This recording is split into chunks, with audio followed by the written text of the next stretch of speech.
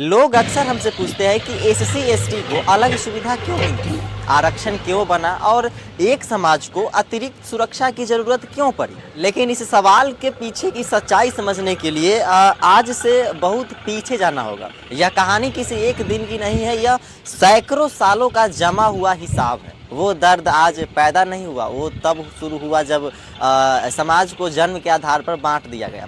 कुछ लोगों को ऊपर बैठा दिया गया और कुछ को सिर्फ इसलिए नीचे रखा गया क्योंकि वे एक खास घर में पैदा हुए थे।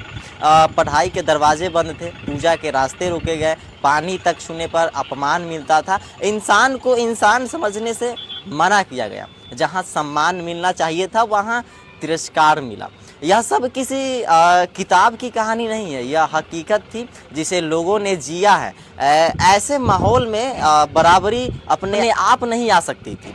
इसी अन्याय को देखकर बाबा साहेब डॉक्टर भीमराव अंबेडकर ने एक ऐसी व्यवस्था की जरूरत महसूस की कि जो उन लोगों को सहारा दे सके जिनसे समाज ने बराबरी छीन ली थी। जब लंबे समय बाद ये बंद दरवाजे खुलने लगे तब कुछ लोगों को लगा कि उनका हक कम हो रहा है। आवाजें उठी कि हमारे साथ अन्याय हो रहा है, लेकिन शायद ही किसी ने यह सोचा होगा कि जिन लोगों को सदियों तक मौका ही नहीं मिला उनका क्या, जिनकी पीढ़ियां बिना शिक्षा, बिना सम्मान और बिना अधिकार के जीती रही, उसका जवाब कौन देगा। हमको लगता है कि आरक्षण और एससी एसटी कानून किसी से कुछ छीनने के लिए नहीं बने, ये उस खालीपन को भरने के लिए बने जो जानबूझकर पैदा किया गया था।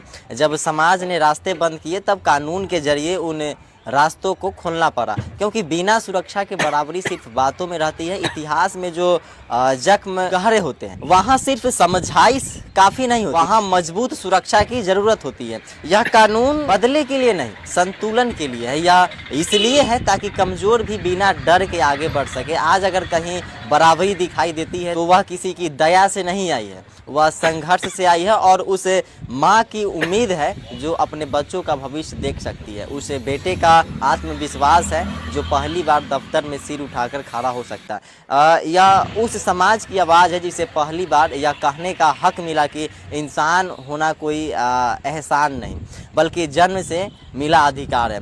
इसलिए यह मत पूछिए कि किसका हक छीना गया, यह पूछिए कि किसका हक कभी दिया ही नहीं गया। आज जो मिल रहा है वह नया नहीं है, वह वही अधिकार है जो कभी छीन लिया गया था और अब धीरे धीरे लौटाया जा रहा है। यही सच्चाई है, यही इंसाफ है।